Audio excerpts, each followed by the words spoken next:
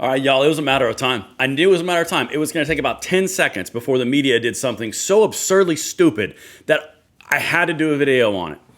Now, I did a video earlier today that was all about the new civil rights movement that was just kicked off by Charlie Kirk's assassination. You know, the one that literally his culmination of his life, taken at the hands of a leftist, is now going to spawn a future generation and start the next civil rights one. You know, that video, 1968 MLK Jr., 2025 Charlie Kirk. Yeah, they're on the same parallel right now.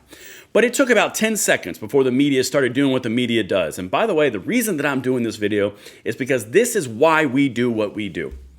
We are out here now. We have our own media. We have our own distribution. We have our own ways to fact check the bullcrap that they offer us because we are just done with it. And if you guys are down with that mission and you agree with the mentality and the focal point of this video, hit that like button, subscribe to the channel, and turn the notification bell on because this is going to blow your mind when it comes out what they're actually trying to attempt to do. Same old tricks, same old media, same old wing of the Democrat Party covering up for their malfeasance. All right, let's get into this. As you can tell, I'm livid. All right, so let's keep on going. You guys can follow me at Braden LOA if you would like to. Follow all the updates. We're going to talk about something that's probably not YouTube allowed, but you know what? It happens. All right, so this is something that Steven Crowder put forward this morning. And this is a very important piece. I have to show you this so I can set this entire thing up. So what you're looking at is a report that was leaked, and it was due to reporting by Steven Crowder with Louder with Crowder. This is not my own reporting, but it's important to set up the video that I'm about to show you. So Steven Crowder released a video that said the ATF knew and found the firearm, the 30-06, and they found the they found the cartridges that were still inside the gun, and those cartridges were transcribed with anti-fascist and pro-trans propaganda. That is the reporting that Louder with Crowder put out this morning, okay? That is theirs, that's per a leak in the ATF. Now, that's very, very specific. Now, it will be borne out. We are going to find this out. It's going to spawn 10 million more Charlie Kirks. It's gone up from 1 million earlier in the video that I did because this is literally the foundational sacrifice of a movement beginning. But let me jump in to show you what the CNN, the media acolytes are trying or attempting to do with this. Okay, this is part of the problem. This is why we exist. And I source every single thing in the description box on every single video. So not only did Steven Crowder come out with it, Wall Street Journal also came out with it. Said ammunition in Kirk shooting engraved with transgender anti-fascist ideology, says sources. And then Tim Pool also commented on it. So Wall Street Journal, New York Post, and I believe Steven Crowder. So there's multiple different organizations. I cannot tell you this. It's not my reporting. Just telling you all these things are lining up. Well, this is how CNN decided in their ultimate wisdom to cover this. Federal officials probe rifle and ammo scrawled with cultural phrases after Charlie Kirk killing. Okay, we're gonna pause that really quickly. I'm gonna be real with you guys real quick. Come here. No, make sure you get over here. We're gonna go full screen for this one. I cannot walk down a street and ask a person a question or have any type of conversation without moderating my speech to make sure I don't offend anybody or else I'm some sort of ist or phobe or I'm the problem. We literally have the ATF leaking a document that says, oh, you know, there's some information on here. And CNN says, what did they say? Cultural phrases. Okay, multiple sources say transgender ideology and anti-fascist. CNN says cultural references. Or cultural phrases. Does that sound cultural phrasing to you? Or does that sound like you're covering something up because one of your sacred cows stepped outside the pen again? Oh, I'll say it. All right, let's keep on going. A range of phrases related to cultural issues, related to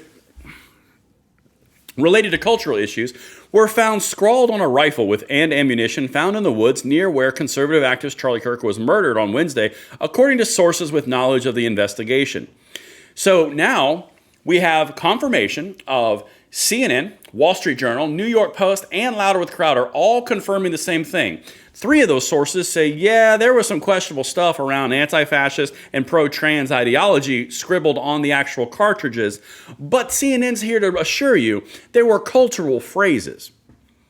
Oh, and there were phrases related to cultural issues. Okay, you guys seeing what's happening here?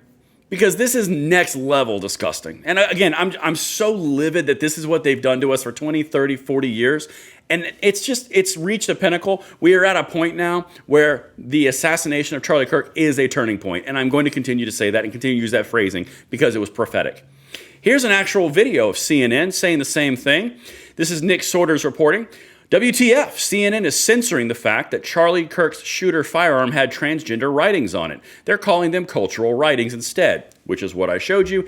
Here's the actual video of 6 seconds. Listen to what they say. They did not say anything specific. Listen. A lot to go on. Today, as they say, key breakthroughs, but the manhunt continues. Key breakthroughs. Hey guys, we're going to go big screen again. Come here.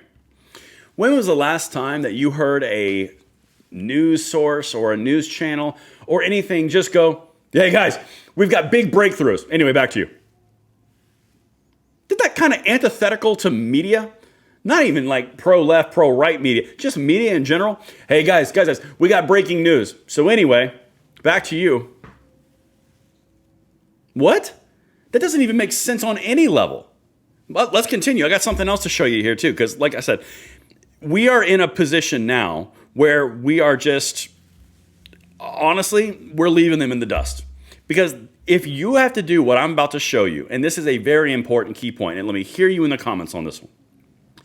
If you're CNN and you are an anchor and you are covering a political assassination of a thought leader, not a politician, not a war criminal, a thought leader, talking in a forum with other people in a college campus, if you have to do what I'm about to show you right here, you have a larger problem with your audience. More on the other side. Let's get to CNN. Guys, this is the cultural fight, and this is what we are changing. Watch this.